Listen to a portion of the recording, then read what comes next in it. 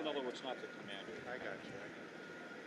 When I say sub, I mean not submarine. I mean Because like submarines not right. Hey, Caleb. It's got to be submersible. Can you check on Bambuza and see if you're getting live signal from me? Yeah.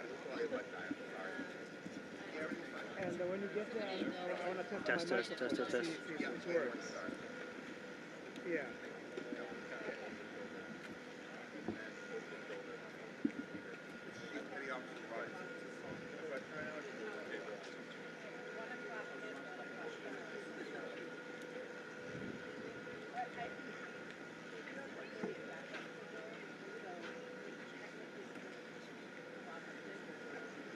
We got disconnected, yeah. Mic test, mic test, mic test, microphone test. Mic test, mic test, mic test, mic check. Mic test, mic test. All right. We are going out on Bambuza then. I'll let them know that. Joel? Good. You good? Yep. Anybody?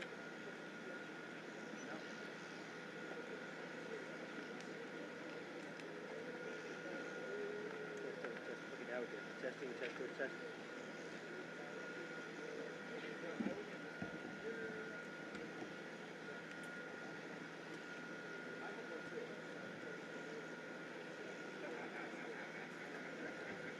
Check, testing, check, test.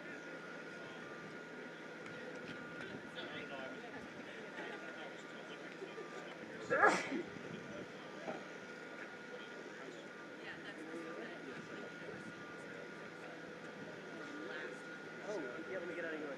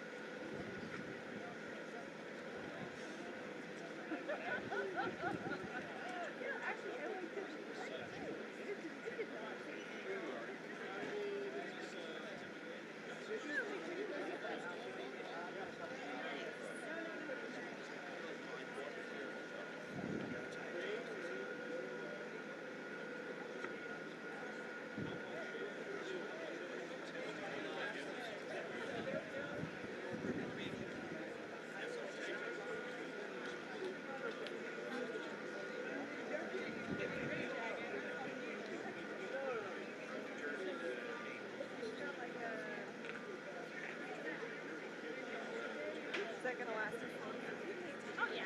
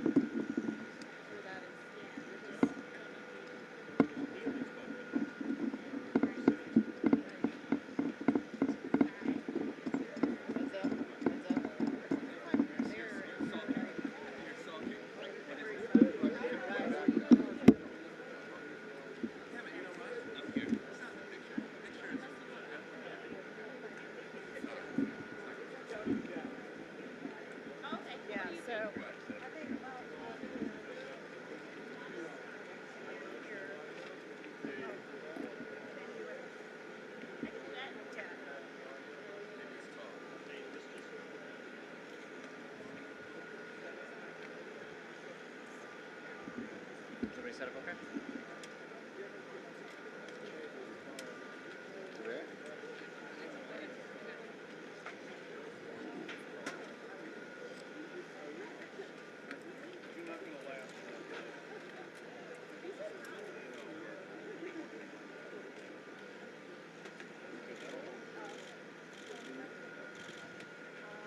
Good afternoon. Thank you all for joining us today for today's press briefing for the continuing search for the submarine from the Canadian research vessel Polar Prince. I'm Chief Petty Officer Robert Simpson, the Assistant Public Affairs Officer for the 1st Coast Guard District. In just a few minutes, or just a moment, I'll be introducing Captain Jamie Frederick. He's one of the response coordinator for the rescue efforts. I do ask after his brief statement, we'll be opening up to some questions for you all. We do have about 10 minutes today, so after his following his statement, we do ask to limit everybody to one question, and we'll try to get around as many as we can. Me and my staff will be available afterwards so that we can take some additional questions that may not have been able to get to or may not answered fully to get your contact information, and our staff will be able to get back to you with that information. This time I'd like to welcome Captain Jamie Frederick, Response Coordinator in the 1st Coast Guard District. Good afternoon.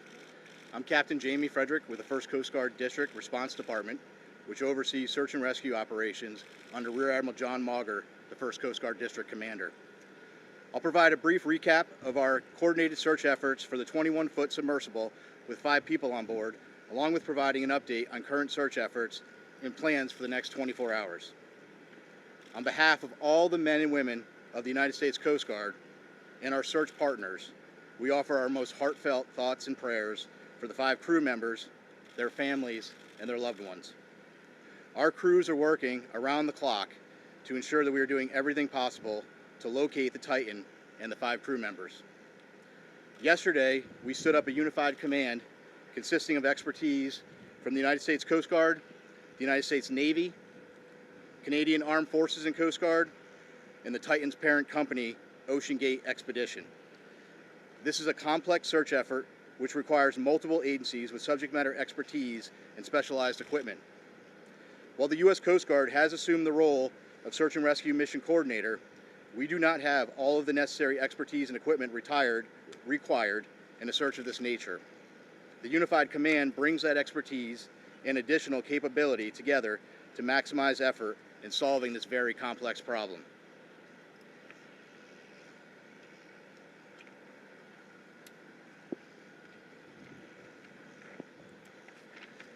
Out of order here.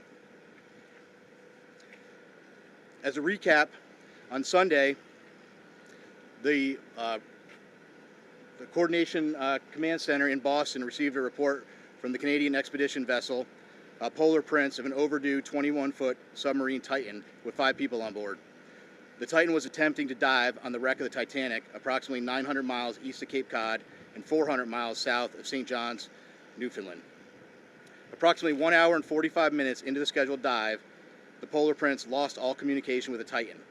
The Polar Prince conducted an initial search and then requested Coast Guard assistance. The U.S. Coast Guard in Boston assumed the responsibility of search and rescue mission coordinator and immediately launched search assets.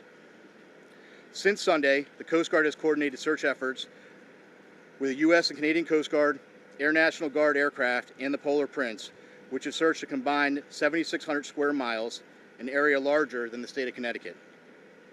These search efforts have focused on both surface, with C-130 aircraft searching by sight and with radar, and subsurface, with P-3 aircraft were able to drop and monitor sonar buoys. To date, those search efforts have not yielded any results. Search efforts have continued through last night and today. Today, the vessel Deep Energy, a 194-meter pipe-laying vessel, arrived on scene with underwater ROV capability. They have rendezvoused with the vessel Polar Prince and commenced an ROV dive at the last known of the position of the Titan and the approximate position of the Titanic wreck. That operation is currently ongoing. Additionally, a Canadian P-3 aircraft is currently conducting a 6-hour search of the area, and several C-130 aircraft and another P-3 are scheduled to fly this afternoon and this evening. The Canadian Coast Guard cutter, or vessel, John Cabot, is scheduled to arrive later this evening, and several other Canadian Coast Guard vessels and the Coast Guard cutter Sycamore are en route. Additionally, the U.S. Coast Guard has the U.S. Navy's SUPSAL, Supervisor of Salvage and Diving Command, is working with U.S. Transportation Command to bring additional assets to the search area. These more capable assets will be staged at a St. John's for further transport to the search area. There are also several private vessels, research vessels with ROV capabilities that are making preparations to join the efforts. So I want to reiterate, this is a very complex search, and the unified team is working around the clock to bring all available assets and expertise to bear as quickly as possible in an effort to solve this very complex problem. We'll continue to provide updates as they become available. And again, our thoughts and prayers are with the crew and the families and their loved ones. We will provide unwavering effort as we continue the search. And I think at this time we'll open it up and take a few questions. Chief, you got it. How an ROV would work, sir, if it's tethered to a ship, and what it can see, and then could it actually tug or pull something? So each of the ROVs, so that's kind of a vague question, right? The ROVs have different capability. It's our understanding the current ROV that is deployed at the site now has some limited capability. It has a camera on board, but again, each of those is different, and we'll be gathering more information as that operation goes on through the day. Captain, it's Tom Costello of NBC News. If your submersibles can find this sub, is there any way to retrieve it and save the people on board?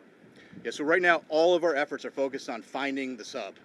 What I will tell you is we have a group of our nation's best experts in the Unified Command, and if we get to that point, those experts will be looking at what the next course of action is. Captain, how many hours of oxygen are left that you know of, or that you can estimate right now on the submersible? And does it have to be approved or regulated? Sure.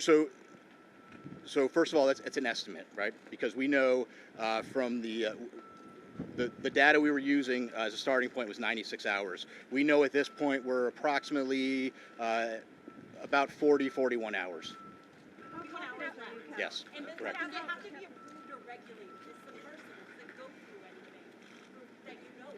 Yeah, I'm not sure of the exact technical piece of that. We know there's about 40 hours of breathable air left based on that initial report. Again, that was just the initial report based on 96 hours from when the vessel. Captain, Captain, even with that amount of time that's left, let's say 41 hours or so, if you were to find the submersible at this moment, would that give you enough time to save these 5 people on board? Yeah, I don't know the answer to that question. What I will tell you is we will do everything in our power to effect a rescue. Again, it's going to depend on if the ROV finds something. It's going to depend on what they find, what needs to be, what steps need to be taken next, and really that is for the experts within the Unified Command to take a look at and then decide what the best course of action is. Captain, BBC News. It seems to have taken the mothership vessel and those running this operation about 8 hours to contact you on Sunday after they lost contact with the sub. Is that a cause for concern? Listen, right now, our effort and our focus is on searching with what we know. As soon as we received the report on Sunday evening, we immediately launched search efforts. We flew assets that evening, and we've continued constant surface and air asset searches since that point. Captain, Go ahead. Thank you. You mentioned that the search operation is very complicated. What are the biggest challenges you're facing? Well, this is a complex search, and it's complex for a variety of reasons. You're talking about a search area that's 900 miles east of Cape Cod, 400 miles south of St. John's. So logistically speaking, it's hard to bring assets to bear. It takes time. It takes coordination.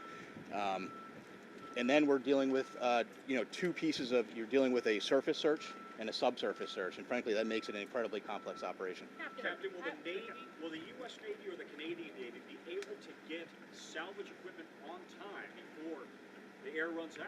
Obviously, getting salvage equipment on scene is a top priority. Unified Command is working through that to prioritize what equipment we can get there. There are ongoing operations right now via the U.S. Navy and Transcom to get equipment staged in St. John's and to get it on scene. I can't give you an exact timeline of when that's going to happen. What I can tell you is there is a full court press effort to get equipment on scene as quickly as we can. Is that equipment already on the East Coast, though, or is it coming from the Pacific, for example? No, so some of the equipment that's coming is coming from the East Coast, but again, we're talking about very heavy equipment. It's a complicated transport operation, but the best professionals in the world are working it, and that's U.S. Transcom. What kind of equipment is it? The equipment, can you put in more detail? Do you have a Curve 21 that's being shipped up to that location? And since you don't have a fleet towing vessel with the Apache to decommission, what other assets you have? You have civilian ships. Yeah, so like I said, there are several civilian ships that have offered services heading that way. There are additional Coast Guard cutters. We hope to have a Canadian Coast Guard cutter on scene this evening. We hope that they may be able to assume on-scene commander. Polar Prince has been doing a great job with those duties, but if we could take some of that from them, that would be good. But your question about specific equipment, I'm not going to get into talking about specific equipment. Frankly, I'm not an expert on what that equipment is, but again, I can tell you we have experts in the Unified Command that are going through that, prioritizing what we need, and then how we get it on scene. Can you tell us about the personnel from Boston? How many people from here are out there, and also what equipment? From Boston specifically? Yeah, from Boston. So Boston, where Boston plays a role is the command center, the rescue and coordination center is here in Boston. The aircraft that are coming from different locations, but the command structure is being worked out of Boston. And I think we have time for two more questions. In all your years of experience, just how unique is this? Has the Coast Guard ever had to deal with anything like this?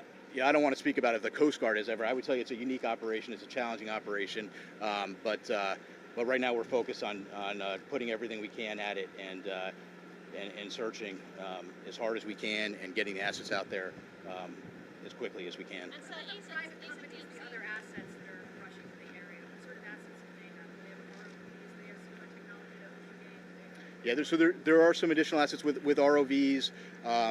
There is one asset that is working to get on scene with a decompression chamber. So those are all pieces that are coming together, and we're working those logistical challenges to get them there. And I think we'll take one more.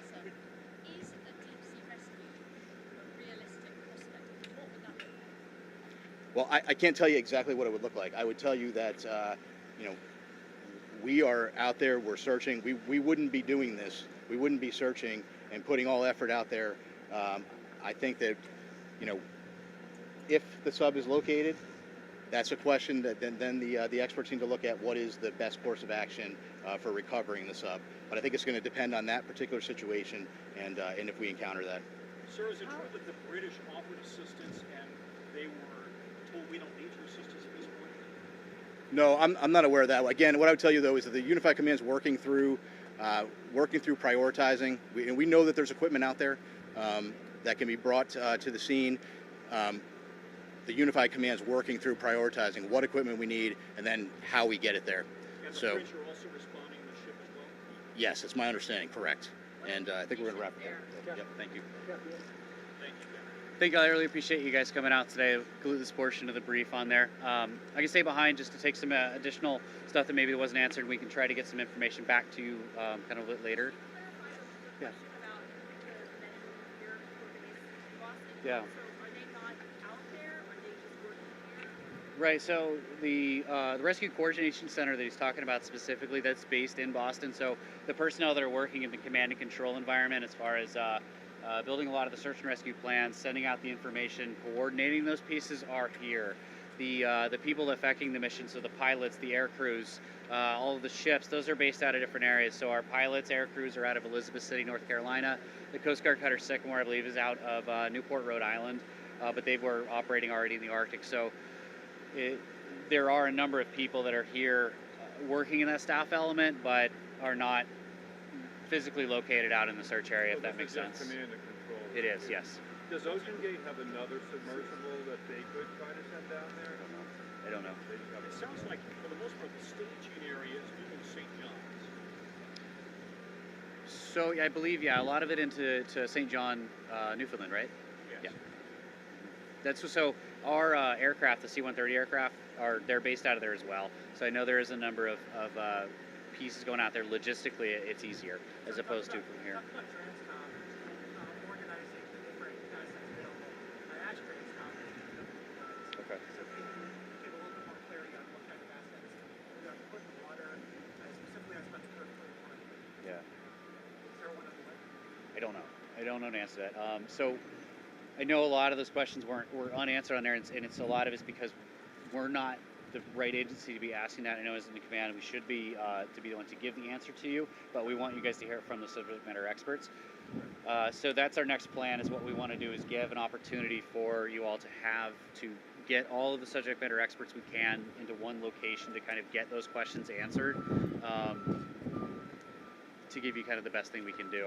Yeah. Anticipated that in those 40 hours, when that becomes a recovery mission, you can choose another recovery mission. I'm sorry.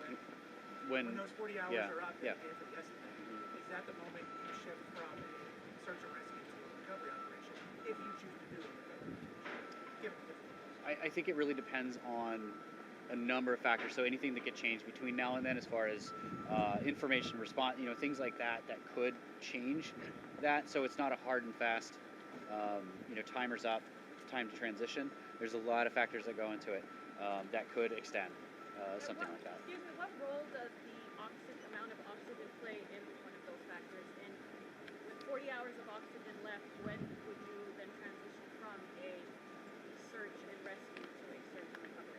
I don't know an answer to that. That's definitely outside, but we can try to get back to, as we transition through that phrase, we'll have better answers for that. Is there information about the conditions out there? Like, what exactly are Coast Guard facing? So the weather-wise, yep. So actually, I have, I believe the weather on scene today was 5 to 6 foot seas. What does that mean, sir? Sorry, like a wave? So wave height, 5 to 6 feet. I believe it was 15 knot winds. Visibility was very foggy yesterday with very little nose visibility, but was increasing today, and they were expecting much better conditions from an aerial search perspective. So it's 5 to 6 waves today? Yes. And it's cleared in terms of visibility? Yes. High winds persist, or? It was 15 knot winds. So in terms, it's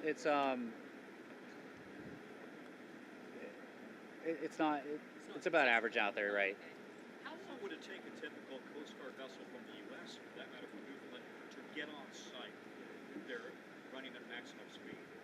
That depends on the cutter itself or the ship itself, because they all have different speeds. Yeah. Do you have an average, just so we have a feel for how long it would take to get there? Well, depending on where they're coming from, it could be a matter of 2 days up to 4 to 5 days. It just depends on where they would be deploying from. So. From Newfoundland, for example? I don't know. We don't have any ships up there, so I don't know. I don't have an answer to that. The Canadian, we're trying to find out more information on the Canadian vessels that are assisting on there, sort of what their capability and speeds are. I just don't have an answer for you on that right now. Does the Coast Guard have a line on a piece of equipment that is capable of going down to the Titanic? The Coast Guard specifically, no. This type of a salvage operation, in our expertise as an organization, is No, in terms of private companies, if you reach. So that's all part of the conversations with Unified Command to find out what capabilities are out there and explore all avenues that they You're can. looking at that now. The Coast Guard is usually pretty good about releasing videos and Yep. like that from their operations. Is there a specific reason why you haven't for this operation? We just haven't received any yet at this point. And you don't expect that? We do expect to get some. Like I said, we do have some graphics that we're trying to look to send out this afternoon, as well as we've reached out to the aircraft crews to get footage from them.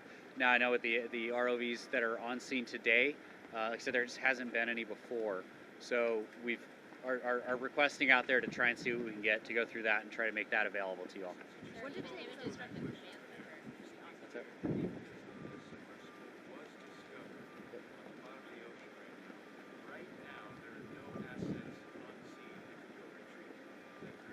I don't know. I don't have an answer to that.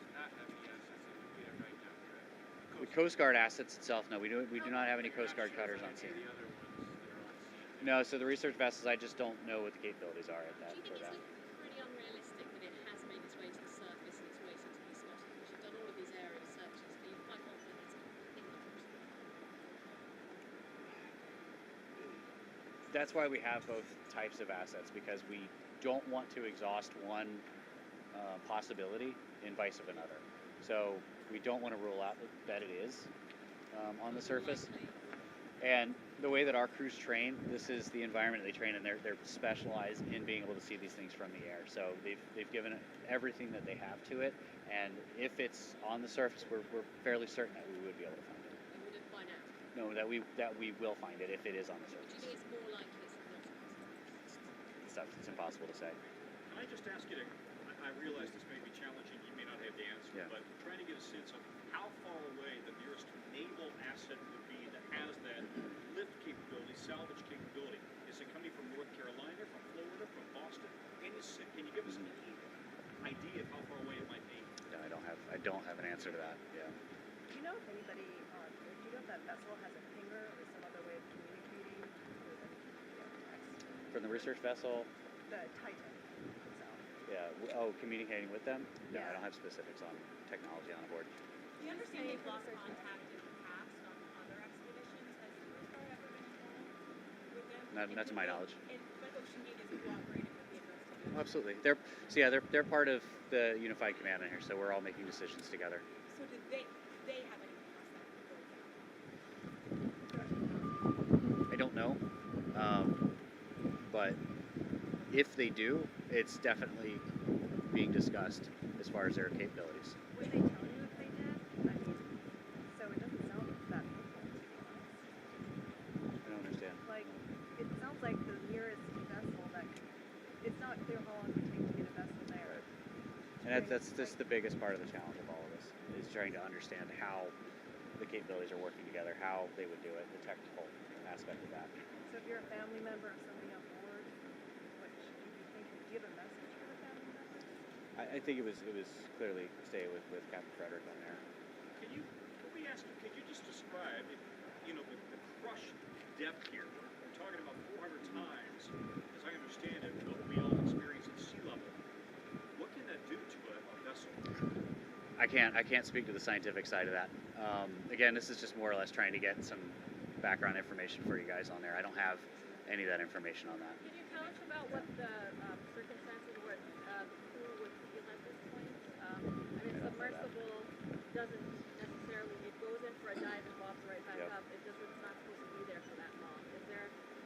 And that would be a great question that we could try to get answered for you with that subject matter expert discussion that we talked about to get an opportunity for you guys to ask that question, because it'd be much more important and realistic for somebody within that community part of the command that would be able to answer that question a lot clearer than anything I would be able to. So no, I don't. When might you provide your next answer? So we do have a press release that's going to be going out shortly with the graphics we talked about. Probably similar information to what was passed today. If any new information comes up, we'll update that. But I think ideally we'd be putting out press releases daily, and would look at probably doing another briefing tomorrow. Can I just ask you one last? Sorry, what's hold? I don't know. Could you just reiterate for us, how big of an urgency is this for the Coast Guard? How big of a priority? Do you prioritize these things? In other words, do you classify them as priority red, 1, 2, 3? How big of a priority is this? This operation is our top priority right now.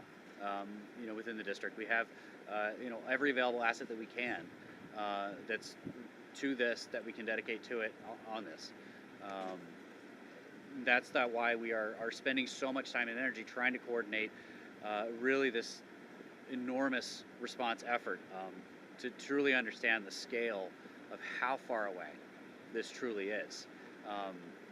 And in the context of the types of assets that we can get out there over something that's that enormous, something larger than the state of Connecticut, into perspective of what is available to be able to search in those kind of conditions so far offshore. Understand what 900 miles looks like is an enormous amount of distance. Can I just ask, I mean, I've looked to the vessel before, but is a deep sea rescue effort realistic, and what that would be? I don't know what it would look like. Realistic, and that's all part of the conversation the Unified Command. They're looking at doing everything that they can to find out the options that are available. Excellent. And family members have indicated the 5 people on board. Is there an official manifest or log saying exactly what was on that vessel? There is on there.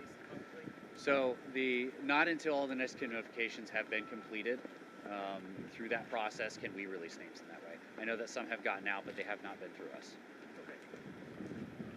But yeah, thank you. I really appreciate your time today. Thank you, and we'll send out an update when the next advisory or advisory will be out for you guys.